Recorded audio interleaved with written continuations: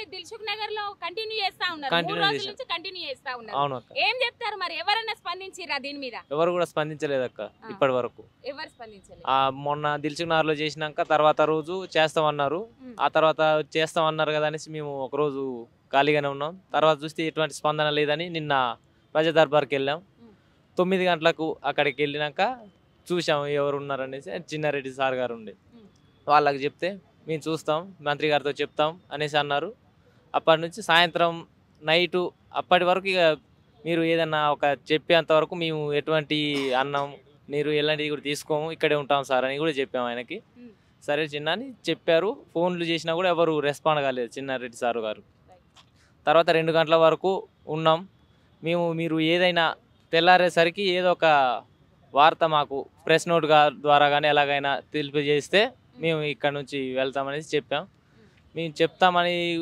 అన్నారు తర్వాత 2 గంటలకు సార్ వెళ్ళాక 2 గంటలకు పోలీసులు వచ్చి మమ్మల్ని వ్యాన్లలో ఎక్కిచ్చేసి తీసుకొని వెళ్ళిపోయారు మేడం కనీసం ఇది శాంతియుత నిరసన కాదు నిరాహార దీక్ష అని చెప్పాలి ఎందుకంటే నేను పొద్దుగాల నుంచి పచ్చి మంచినీళ్ళు కూడా ముట్టుకోలేదు వీళ్ళు పచ్చి మంచినీళ్ళు కూడా ముట్టుకోకుండా ఇక్కడ కూర్చున్నారు వీళ్ళు ఒకసారి మాట్లాడిద్దాం అన్న నమస్తే అన్న నమస్తే అక్క ఎక్కడి నుంచి వచ్చారు నేను సూర్యాపేట నుంచి వచ్చాను అక్క సూర్యాపేట ఏంది మీ డిమాండ్లు ఏంది మీరు ఇక్కడ ఎందుకు కూర్చున్నారు గత 3 రోజుల నుంచి జీవో 46 బాధితుల బాధలన్నీ చూస్తానే ఉన్నాం అంటే మొన్న నైట్ దిల్సుఖ్ నగర్ నుంచి మొదలు పెట్టుకుంటే నిన్న పొద్దుగాల ప్రజావాణి ఇవాళ పొద్దుగాలని ఇక్కడ కూర్చున్నారు ఏంది అసలు మీ డిమాండ్స్ ఏంది వీళ్ళు ఏమంటారు ఏ విధంగా స్పందిస్తారు మేడం జీవో 46 బాధితులం మేమందరం గ్రామీణ ప్రాంతం వాళ్ళమే మా అందరికీ 120 నుంచి 126 127 మార్కులు ఉన్నాయి అయినా మాకు ఉద్యోగాలు రాలేదు 46 వల్ల అదే 46 వల్ల హైదరాబాద్ సైబరాబాద్ సంగారెడ్డి రంగారెడ్డి ఈ కొన్ని జిల్లాలో కమిషనరేట్ ఏరియాలలో ఉన్న జిల్లాలకేమో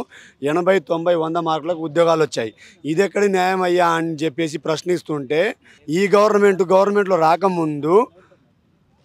రాకముందు మమ్మల్ని గెలిపించండి కేటీఆర్ ఉద్యోగాలు పోగొట్టండి మీకు ఉద్యోగాలు వస్తాయని చెప్పి మీరు గ్రామాలలో పోండి మీకు ఉద్యోగాలు వస్తాయని చెప్పారు అలా అని చెప్పేసి కాంగ్రెస్ గవర్నమెంట్ మాట మీదనే వెళ్ళినాం గ్రామాల ప్రచారం చేసినాము ప్రతి తల్లి కాళ్ళు మొక్కినాం ప్రతి అవ్వ కాళ్ళు మొక్కినాం మీ బిడ్డలకు ఉద్యోగాలు రావాలంటే ఖచ్చితంగా మీరు కాంగ్రెస్ పార్టీకి ఓటేయాలి కాంగ్రెస్ పార్టీ అధికారం వస్తే ఏదో ఒక దొంగ జీవో తీసుకొచ్చారు ఒక ఆంధ్ర అధికారి తీసుకొచ్చిన జీవో వల్ల మీ బిడ్డలు అన్యాయం అయిపోతున్నారు మీ బిడ్డలకు న్యాయం జరగాలంటే ఖచ్చితంగా కాంగ్రెస్ గవర్నమెంట్ రావాలని చెప్పేసి మేము తిరిగినాము గెలిపించుకున్నాక కూడా కాంగ్రెస్ గవర్నమెంట్ మాకు హామీ ఇచ్చింది ఖచ్చితంగా జీవో 46 బాధితులకు న్యాయం చేస్తాం మాకు స్పష్టమైన ఒక విజన్ ఉంది మేము ఎలా చేయాలో ఉద్దేశంతో ఉన్నామని చెప్పడంతో ఏ రోజు కాంగ్రెస్ గవర్నమెంట్కి ఎగెనిస్ట్గా మేము రాలేదు గత 7-8 నెలల నుంచి మేము ఎక్కడ ప్రొటెస్ట్ చేయలేదు కానీ ప్రతిరోజు ఈ క్యాబినెట్ సబ్ కమిటీ అన్నారు క్యాబినెట్ సబ్ కమిటీ 317 జీవో మీద పెడుతున్నారు కానీ 46 జీవో మీద లేదు ఇదంతా కాలయాపనని అర్థమైపోయింది అందుకే మేము జీవో 46 విషయం మీద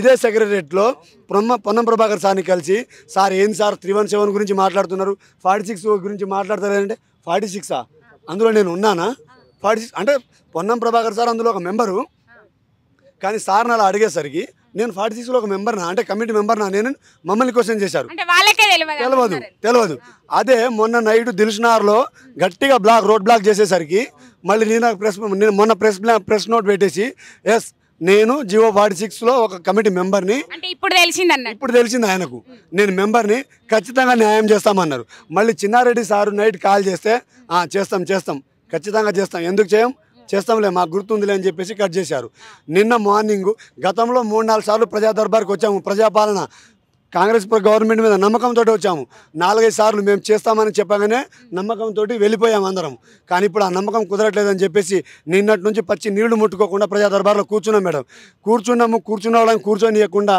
చూశారు నైట్ 2:30 టైంలో మమ్మల్ని అక్కడి నుంచి పోలీసులు ఎక్కడికక్కడ ఒక 3-4 వెహికల్స్లో డిస్పాచ్ చేసే టైంలో కూడా మా మిత్రులను ఒక్కొక్కరిని పిడి గుద్దులతోటి గుద్దడము ఆ వెహికల్ని వెనక అంటే డోర్లు తగలడానికి వెనక గీరుకుపోయేటట్టు దెబ్బలు తగిలినాయి ఇదంతా తగిలినాయి మేడం ఇక్కడంతా తగిలింది మన మిత్రునికి వీపు మీద తగిలినాయి సో మేమేమంటున్నామంటే మేము తీవ్రవాదులం కాదు వేరే రాష్ట్రానికి చెందిన మూట కాదు ఇదే తెలంగాణ తల్లిదండ్రులు కన్నా బిడ్డలం మేము తెలంగాణ తల్లి బిడ్డలమే మేము మమ్మల్ని ఒక ఎస్ఐ ఒక 2-3 కానిస్టేబుల్ అరే నాయన మీరు పొద్దున్నుంచి ఏం తినలేదు కదా ఈడ కూర్చోరి మీ సమస్య ఏమైనా ఉంటే పొద్దుగాల తెలుసుకుందాం కానీ మీరు ఇక్కడ నుంచి ఎక్కడికైనా పోయేది లేదని చెప్పేసి అక్కడే కూర్చోబెట్టుంటే ఎంత మంచిగా ఉంటుండే మేము తెలంగాణ బిడ్డలమే కదా.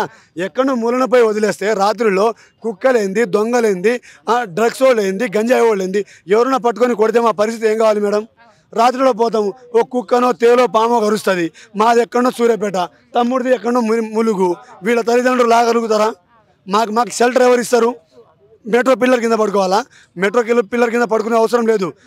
మేము తెలంగాణ బిడ్డలమే, మా సంపాదనతోటే కట్టించారు సెక్రటరీ అని చెప్పేసి ఇదే సెక్రటరీ సాక్షిగా మా అమరవీరుల జ్యోతి దగ్గరకు వచ్చి పడుకుందామని చెప్పేసి నైట్ మా మిత్రులందరూ ఇక్కడనే చలిలో పడుకున్నాం మేడం. చలిలో పడుకున్నాం. కంటిన్యూగా అదే దీక్షను కొనసాగిస్తున్నాము.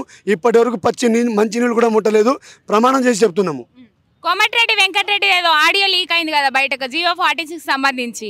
కోమటిరెడ్డి వెంకటరెడ్డి గారు గెలవక ముందు మాతో ఏమన్నారంటే, కాంగ్రెస్ గవర్నమెంట్ వస్తే ఇలాంటి జియోలు 100 ఊదేస్తే వెళ్ళిపోతాయి అన్నాడు. ఒక్క 46 జియో ఊదలేదు. మరి ఊపిరి సరిపోవట్లేదో మాకు అర్థమైతే లేదు. ఎందుకు ఊదలేదో మాకు ఇంకా తెలీదు.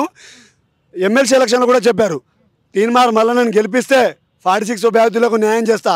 నల్గొండ బాధితులకు అన్యాయం జరిగింది, నల్గొండ బాధితులకు న్యాయం జరగాలంటే తీన్మార్ మల్లన్నను గెలిపించాలన్నారు. ఆయన కూడా గెలిపించినాము. మొన్న మేము కాల్ చేస్తే, సార్ ఇట్లా 46 317 ఏం లేదయా, పోయి సీఎంని కలవరు అంటాడు. సీఎంని మేము కలుస్తామా? కోమటిరెడ్డి వెంకటరెడ్డి సారు తీన్మార్ మల్లన్న శాసన మండలి సమావేశాలు అయినాయి కదా, దాంట్లో ఏమన్నా మాట్లాడిరట దీని గురించి? జియో 46 గురించి మాటలే మాట్లాడాడు. మేమేదో పగవాళ్ళు శత్రువు అయినట్టు చూస్తారు తీన్మార్ మల్లన్న. మరి మాకేం వాళ్ళకి ఆయనకు మాకేమైనా గిట్టు పంచాయతీలు ఉన్నాయన్న విషయం మాకు తెలియదు. మరి మా తల్లిదండ్రులకు ఏమైనా ఉన్నాయో, మరి గతంలో మా తల్లిదండ్రులు ఆయనతో ఏమైనా గెట్టు పంచాయతీ పెట్టుకురేమో అట్లా చూస్తాడు ఆ తీన్మార్ మల్లన్న వ్యక్తి. అప్పుడు మాట్లాడలేదు, ఇప్పుడు మాట్లాడలేదు. అప్పుడేమో ఆయన మేడ్చల్ మల్కాజిగిరి కాన్స్టిట్యున్సీ అని చెప్పేసి అటుది లోకల్ వాళ్ళ కోసం అని చెప్పేసి సపోర్ట్ గ్రూప్ సైడ్ తిరిగిండు. మమ్మల్ని కనీసం రాలేదు. ఒక 2 సార్లు దగ్గర తీసుకున్నాడు. తర్వాత ఎలక్షన్ సీజన్ దగ్గరికి వచ్చేసరికి మమ్మల్ని దూరం పెట్టేసిండు. ఇప్పుడు కంప్లీట్గా దూరం పెట్టేసిండు. ఒక్కరోజు కూడా మాట్లాడలే. 317 గురించి మాట్లాడతాడు, గురుకుల గురించి మాట్లాడతాడు, వేరే నిరుద్యోగుల గురించి మాట్లాడుతుండు. కానీ పాపం 46 బాధితులు లాస్ట్ 1 year నుంచి తిరుగుతుర్రు. మేమే వాళ్ళకి అర్ధరాత్రి 11 గంటలకు వెళ్ళి ఫాస్ట్ ఫుడ్లు తినిపించినాము. సార్ వాళ్ళని ఏదైనా న్యాయం చేయండి, గిరిజన ప్రాంతం బిడ్డలు, గ్రామీణ వాళ్ళు, మంచి స్కోర్ ఉంది అని చెప్పేసి ఒక్క మాట ఆయన మండలిలో చెప్తే ఉంటే ఉపయోగపడుతుంది కదా. ఇప్పుడు మండలిలో మాట్లాడిన మాటలు ఎవరికి ఏం ఉపయోగం లేవు. అంటే మాట్లాడకపోయినా నిరుద్యోగుల గురించి మాట్లాడతలేరని ముచ్చటిన పడుతుంది. నిన్న అసెంబ్లీ సాక్షిగా కూనంనేని సాంబశివరావు సార్ మాట్లాడారు. ఆ పాప ఆ ఏజ్ గారు అటెండ్ అవ్వట్లేదంట. ఆ జియో 46 పెద్ద మోసము, దగ, ఉద్దేశపూర్వకంగా ఎందుకు ఆ ఏజ్ని అటెండ్ కాకుండా చేస్తున్నారు. వాళ్ళు గత ఎన్ని రోజులు తిరుగుతున్నారు మన అందరికి తెలిసిన విషయమే. 24 కాదు, ఇంకా 45 సార్లు వాయిదేస్తారు. ఆ ఏజ్ గారిని అడిగితేనేమో ఆయన ఏజ్న జీపీని అడిగితే ఏందే 20 సంవత్సరాల నుంచి కోర్టులో పెండింగ్ ఉన్నాయి, మీ తేలాలని రూల్ ఉందా అంటాడు. ఇంకెవరికి చెప్తాం మేడం? గవర్నమెంట్ వాళ్ళకు ఓట్లు అడిగేటప్పుడు గుర్తు రాలేదు. ఎట్లా వస్తాయి మేడం? ఎట్లొస్తాయి? రావు. ఎవరికి రావు మేడం. ఎవరైనా వాడుకుందామనే చూస్తారు. ఎస్పెషల్లీ నిరుద్యోగులను వాడుకుందామనే చూస్తారు. ఇంకా మంచిగా ఉంది మేడం ఆ గ్రూప్ 1 గ్రూప్ 2 వాళ్ళ పరిస్థితులు. వాళ్ళందరి దగ్గర తిరిగి వస్తారు, అన్ని పార్టీల దగ్గర. వాళ్ళకి న్యాయం చేస్తారు. వాళ్ళు పోస్ట్ పోన్ అంటారు, పోస్టులు పెంచమంటారు. మేము కాంగ్రెస్ పార్టీ జపం చేస్తున్నాంగా, మా కాంగ్రెస్ సార్ రేవంత్ సార్ మంచివాడు అని మేము జపం చేస్తున్నాంగా. పంగనామా పెడుతున్నారు మాకు. ఇప్పుడు నమ్ముకున్న భార్య దున్నపోతునిచ్చిందండి. ఇదే మేడం, మేము నమ్ముకున్నాం కాబట్టి మాకు ఇట్లా అయింది పరిస్థితి. ఇంకా వేస్ట్ మేడం. ఏమైనా నమ్మకం ఉందా? అంటే ఇప్పుడు ఇక్కడ కూర్చున్నారు కదా ఇంతమంది, ఆ జియో 46 రద్దు చేస్తారనే నమ్మకం ఉన్నదా మీకు? మీరు ఇక్కడ కూర్చున్నారు, పోరాటం చేస్తుర్రు, ఉన్నదా? నమ్మకం ఉన్నదా? నమ్మి గెలిపించిండ్రు, ఓట్లు వేపించిండ్రు, వేసిండ్రు కూడా. ఇప్పుడు ఏంది పరిస్థితి? మాకు ఇప్పటికీ నమ్మకం ఉంది మేడం కాంగ్రెస్ గవర్నమెంట్ మీద. నిజంగా చెప్తున్నాము. ఇప్పుడు కూడా హౌస్ అరెస్ట్లు అవుతున్నాయి కదా ఎక్కడికక్కడ. మీరు ముందుగా ఇంటిమేషన్ ఇవ్వలేరు కాబట్టి ఇక్కడ దాకా రాగలిగినరు. ఇంటిమేషన్ ఇస్తే హౌస్ అరెస్ట్లు మొన్నటి దాకా చూసినాం మనం. కానీ రేవంత్ రెడ్డి సార్ మీద మాకు నమ్మకం ఉంది. కానీ ఒక బోర్డు చైర్మన్ ఆంధ్ర వ్యక్తి వివి శ్రీనివాసరావు కంప్లీట్గా ఈ జియో 46 తీసేసి గ్రామీణ ప్రాంతం వాళ్ళకు ఉద్యోగాలు ఇస్తే 15,000 ఉద్యోగాల నోటిఫికేషన్ క్యాన్సిల్ అవడమే కాకుండా రాబోయే 3 సంవత్సరాలు మీకు నోటిఫికేషన్ వేసుకోవడానికి అవకాశం లేకుండా పోతుందని రేవంత్ రెడ్డి సార్ గారికి రాంగ్ డైరెక్షన్ ఇచ్చారు. అది ఆలోచించిన రేవంత్ రెడ్డి సారు వాళ్ళని తీసుకొచ్చి హుటాహుటిన ఎల్బీ స్టేడియంలో నియామక పత్రాలు ఇచ్చారు. నియామక పత్రాలు ఇచ్చడం వలన ఆయన కూడా ఈ తప్పులో ఇరుక్కున్నారు. ఇప్పుడు చేసిన తప్పుని ఒక బోర్డు చైర్మనే కాదు, board chairman Revanth Reddy sir తోటి కూడా చేపించడం వలన ప్రభుత్వం కూడా ఈ విషయంలో జోక్యం చేయలేకపోతుంది. కానీ ప్రభుత్వం దిగి వచ్చేంత వరకు మా డిమాండ్ మేము ఉపసంహరించుకునేది లేదు. ఖచ్చితంగా ఇంకా 4 రోజులైనా సరే, 10 రోజులైనా సరే ఇదే ఆమరణ నిరాహార దీక్ష కొనసాగిస్తాము. ఇక్కడ ఉన్న వాళ్ళకి ఉద్యోగం వస్తుందో రాదో తెలియదు, కానీ గ్రామీణ నిరుద్యోగులకు, మెరిట్ స్టూడెంట్స్కి ఉద్యోగాలు వచ్చేంత వరకు మేము ఇక్కడ నుంచి లేచే ప్రసక్తే లేదు.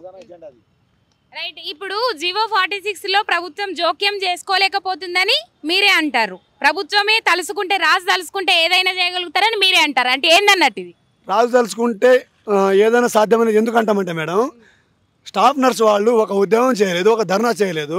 గవర్నమెంట్ వచ్చిన వచ్చుతోటే వాళ్ళకు 2000 ఉద్యోగాలు పెంచిచ్చిర్రు. వాళ్ళు అడగలేదు.